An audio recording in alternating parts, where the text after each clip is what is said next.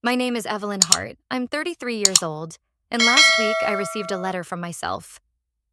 The strange part? It was dated 7 years in the future. It arrived on a Tuesday morning in an envelope with no return address, no postage stamp, just my name written in an unfamiliar, almost desperate scrawl. I almost tossed it out with the junk mail until I noticed the handwriting. It was mine. My current handwriting, but shakier, like I'd written it while my hands were trembling. Inside was a single page. No greeting, no explanation, just 9 words. Don't trust Daniel. He will destroy everything you love.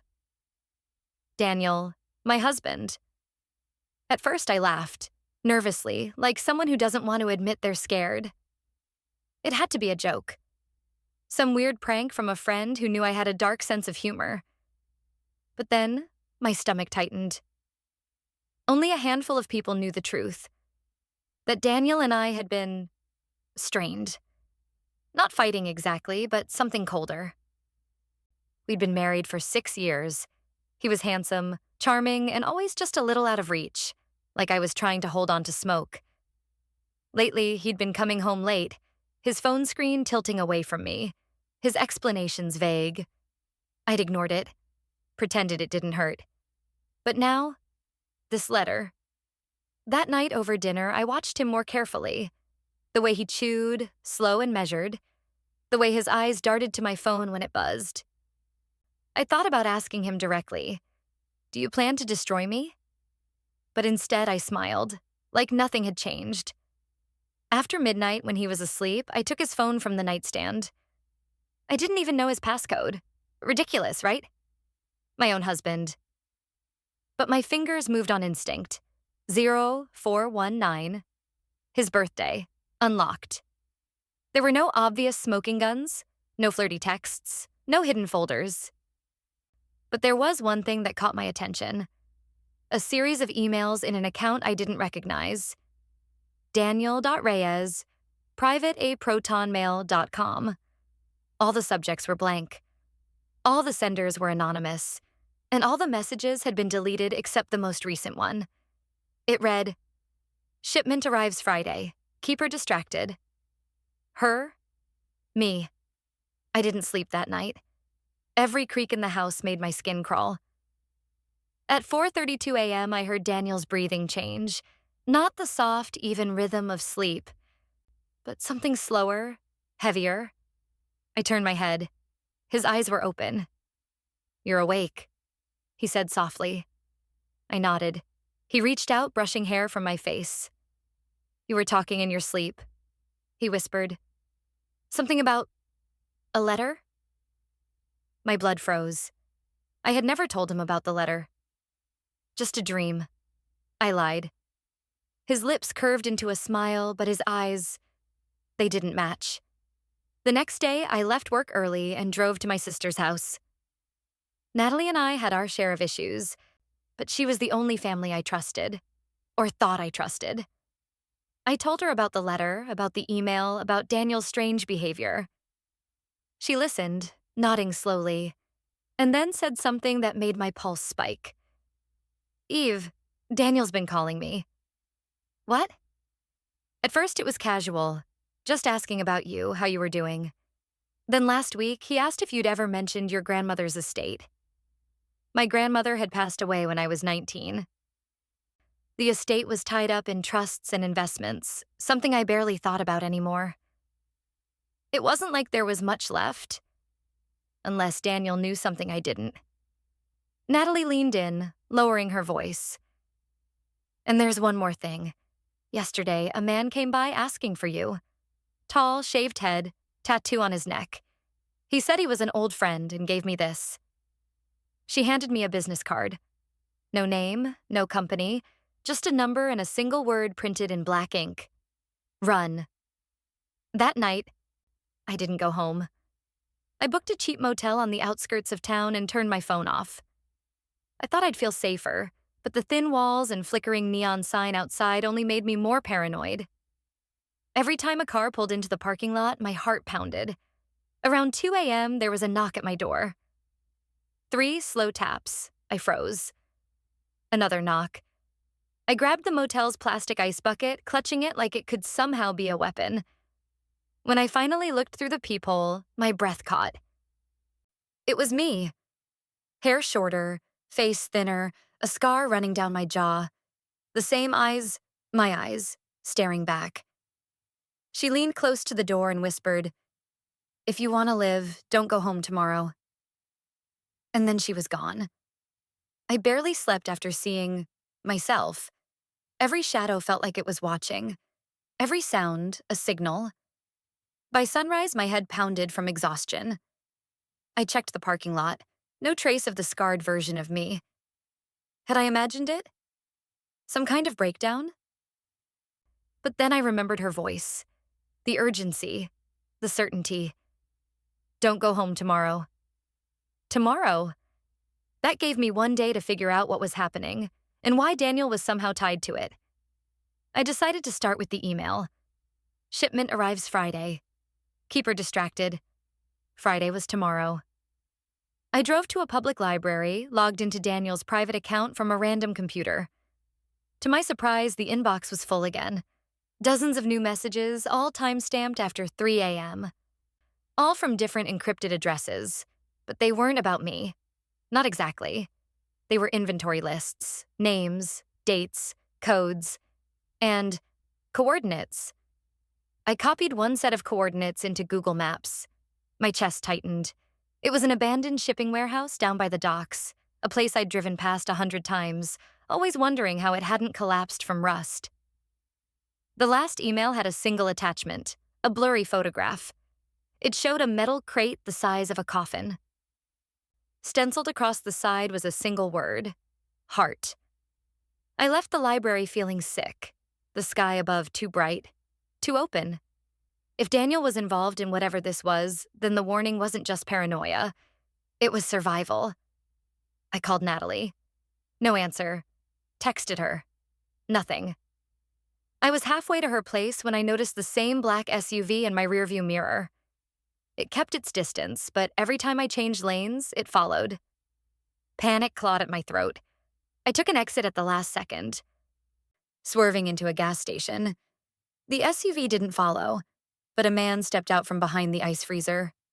Tall, shaved head, tattoo on his neck, the one Natalie had mentioned.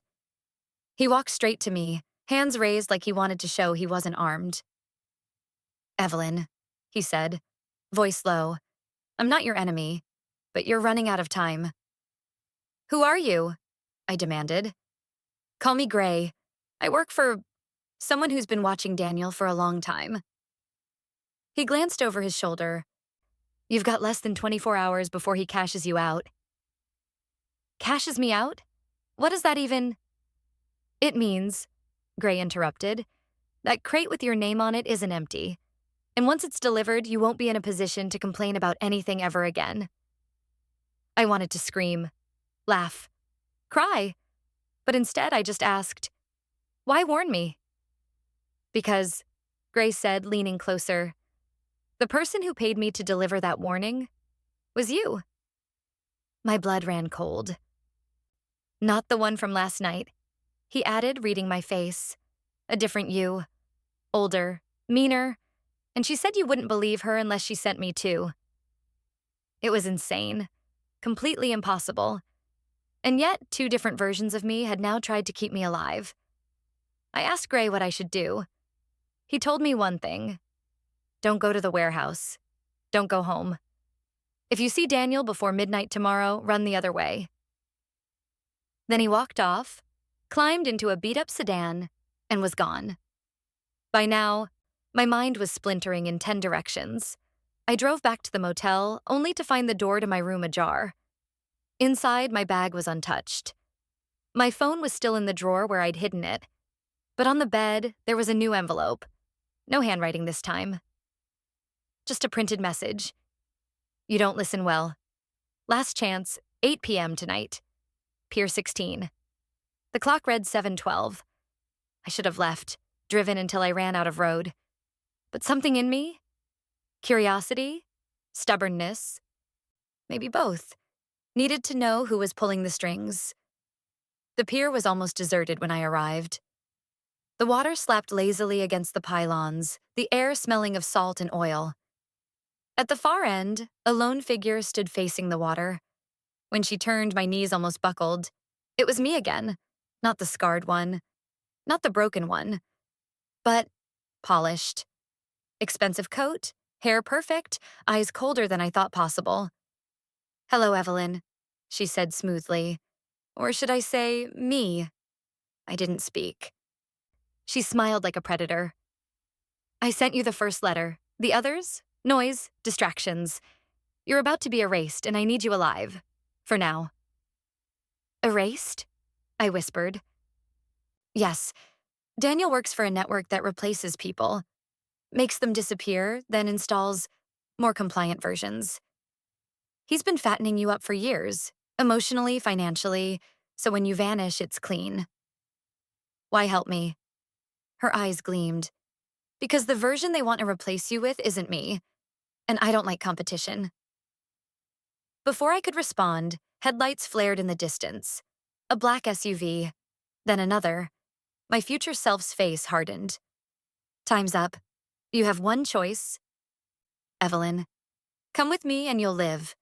Stay here and you'll be in that crate by morning." I hesitated. She extended her hand. And then, from behind me, Gray's voice shouted, "Don't trust her, she's worse than Daniel." 2 futures, 2 warnings, and no way to know who was lying. The pier was too quiet for what was about to happen. The slap of the waves, the groan of wood under my feet. Every sound felt magnified. 2 voices pulled at me from opposite directions. Future me in the coat. "Take my hand if you want to survive." Gray. "She'll keep you alive, but she'll own you forever." The headlights were closing in. I didn't have time to play referee. I chose. I grabbed Gray's arm and ran. We sprinted down the pier, shoes thudding against wet planks, just as the first SUV roared onto the boardwalk. Bullets splintered wood where we'd been seconds before. Gray pulled me behind a stack of rusted crab cages. Through the gaps, I saw Coatme watching us flee, her face unreadable. Then she turned, walked toward the SUVs, and climbed into one. My stomach twisted. Was she working with them? Or was this part of something I didn't understand yet? Gray didn't stop until we were back in his car. He peeled out, weaving through narrow streets until the water disappeared behind warehouses. When we finally slowed, I asked the obvious. "Who are they?" "People who don't like loose ends," he said grimly. "Your husband is one of their contractors. He finds targets, builds trust, then delivers them for processing." "Processing for what?" Gray glanced at me, jaw tight. "Depends on the target. Some are sold, some replaced, and some are stored until they're useful again." "Stored? Like in that crate?" He didn't answer, which was answer enough. We stopped at an old service garage with boarded-up windows. Inside, Gray locked 3 separate doors before we sat. "You need to hear the full thing," he said, sliding a folder toward me. Inside were photographs, people with their eyes blacked out, standing stiffly in front of plain white walls. But in the corner of each photo, the same stenciled name, Hart. "That's your legal name," Gray said. "Before you married Daniel. You were already on their list back then, long before you met him. He was just the delivery system." I stared at the photos. My skin prickled. One of the women had my same birthmark under her left ear. "This doesn't make sense," I whispered. "Why me?" "That's what I've been trying to find out. And I think the other yous, they're trying to keep you alive long enough for you to figure it out yourself." Before I could process, Gray's phone buzzed. He read the screen, his face shifting from concern to alarm. "They found us." The words barely left his mouth before the garage's side wall exploded inward. Metal screamed. Dust filled the air. Figures in tactical gear poured through, shouting commands. Gray grabbed my wrist and yanked me toward a back stairwell. We bolted up into what looked like an apartment above the garage, then out a rear fire escape into the alley. Behind us, someone shouted, "Don't let her reach the port." The port. The warehouse. The crate. We reached the alley's end just as another black SUV screeched to a stop. This time, the door swung open, and Coat Me stepped out. But she wasn't alone. Daniel was with her. My chest tightened. He looked different, pale, nervous, but still Daniel. Still the man I'd once trusted. "Evelyn," Coat Me said calmly, "you've had your little adventure. Now get in. You have no idea how much worse it gets if you don't." Gray shifted in front of me. "Not happening." Daniel took a step forward. Please, if you trust me at all, come with us. I can explain everything." I wanted to scream that I didn't trust him, that every word was a landmine. But there was something in his eyes. Not guilt. Not exactly fear. Something stranger. Then, from the other side of the street, a third voice cut through the chaos. "Evelyn, run." I turned, and my heart nearly stopped. It was scarred me from the first night. She was holding a pistol, aiming it not at me, but at Coat Me. The next 30 seconds blurred into chaos. Coat Me lunged for Daniel. Scarred Me fired. Gray shoved me behind a dumpster. A bullet slammed into the SUV's windshield. When the dust cleared, Daniel was gone. Coat Me was gone. Only Scarred Me and Gray remained, both breathing hard. Scarred Me lowered her weapon and met my eyes. "I told you to stay away from home. You didn't listen. Now they've moved up the timetable." We didn't talk until we were in another safe spot. An empty diner with the lights off, the door chained from the inside. Scarred Me sat across from me, studying me like she was memorizing my face. "They want to replace you tomorrow," she said. "But it's not just you they're after. It's her." She jerked her head toward the street. "The polished version. She's not a future you. She's the replacement they made the first time they caught you." It hit me like a punch. "The first time?" Scarred Me nodded. "You don't remember because they wiped you. But she's lived a whole other life, and she'll kill you herself before she lets you exist." Gray leaned in. "So what's the move?" Scarred Me's voice was steady. "We destroy the crate before sunrise. If it's still intact when the ship leaves, she wins." "Where is it?" I asked. Scarred Me and Gray exchanged a look. Then she slid me a slip of paper with an address. It was the same warehouse I'd found in Daniel's emails. I should have been terrified. And I was. But somewhere under the fear, something else was building. Anger. If that crate was my coffin, then tomorrow was the day I'd be the one nailing it shut. The rain hammered the roof of the abandoned train station, each drop a relentless drumbeat to my racing heart. The place smelled of rust and damp concrete, the flickering overhead lights casting long, twitching shadows. Lucas sat tied to a steel chair in the middle of the platform, soaked, shivering, but still wearing that infuriating smirk. The kind that once charmed me. The same one that later haunted my nightmares. "You think this will make us even?" He spat, voice echoing through the cavernous space. I stepped closer, my boots splashing in a shallow puddle. The dim light caught the jagged scar along his jaw, the one he got the night he left me for dead. I could still remember the metallic taste of blood in my mouth, the cold sting of betrayal in my chest. "Even?" I said softly, almost a whisper. "Lucas, this isn't about balance. This is about ending the game you started." Behind me, the heavy freight door groaned open. I didn't turn around immediately. I already knew who it was. Detective Harris.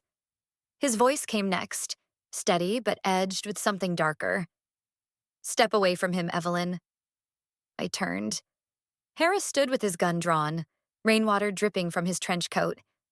But there was no relief in his eyes, only wariness. "You didn't tell me the whole story," he said. A faint smile touched my lips. "Neither did you." Before he could respond, movement in the shadows caught my attention. Cassandra Voss stepped forward, her heels clicking on the wet concrete. My former best friend. My co-founder at the charity. The woman who vanished with Lucas 3 years ago after siphoning $8 million from our fund. And she was holding a sleek black briefcase. I didn't need to open it to know what was supposed to be inside. "I told you she'd come," Cassandra said to Harris. His brows knitted in confusion. "What is this?" Cassandra didn't answer him. She set the case on a bench, snapped the latches, and flipped it open. Not to reveal stacks of stolen cash, but a small black device wired with blinking red lights. Lucas's eyes widened, his bravado slipping for the first time. "Cass, what the hell is this?" She laughed, a brittle, jagged sound. "Tying up loose ends. Both of you were liabilities. Him," she tilted her head at Lucas, "for being too loud. And you," her gaze locked on me, "for being too stubborn to die." The digital timer on the device was already counting down. 90 seconds. I moved without thinking, shoving the briefcase closed and kicking it toward Lucas. He toppled with the chair, the impact ringing across the station. Harris swore under his breath, lowering his stance. "Cassandra, shut it off." She drew a small pistol from her coat, aiming at Harris. "You're not part of this." The next 60 seconds blurred into chaos. Harris fired first, the shot shattering one of the station's grimy windows. Cassandra ducked, returning fire, bullets sparking off steel beams. I lunged at her, slamming her arm into the wall until the gun clattered to the floor. 0:28. The detonator slipped from her coat pocket, skittering across the wet floor. Harris dove for it, but Cassandra kicked him hard in the ribs. I grabbed her by the collar, forcing her to face me. "You always underestimated me." "Still do," she hissed. I drove my knee into her stomach. She folded, gasping for air. Harris crawled toward the detonator, fingers closing around it just as the timer hit a 002. The blinking stopped. The device fell silent. All that remained was the pounding rain and the sound of Lucas groaning on the floor. Cassandra sat against the wall, cuffed by Harris. Her lipstick smeared, eyes burning with hatred. "This isn't over," she muttered. I looked down at Lucas, half-conscious, blood pooling beneath him. "Oh, it's over for you," I said quietly. "For her? Maybe not." Harris stood, the detonator still in his hand. "You should walk away, Evelyn. Let the system handle them." I turned toward the open doorway, rain misting the threshold. "The system didn't save me 3 years ago, Detective. And it sure as hell didn't stop them." Without another word, I walked into the storm. The cold water stung my skin, but it felt clean, like a reset. Because revenge wasn't a single act. It wasn't a one-time victory. It was a habit.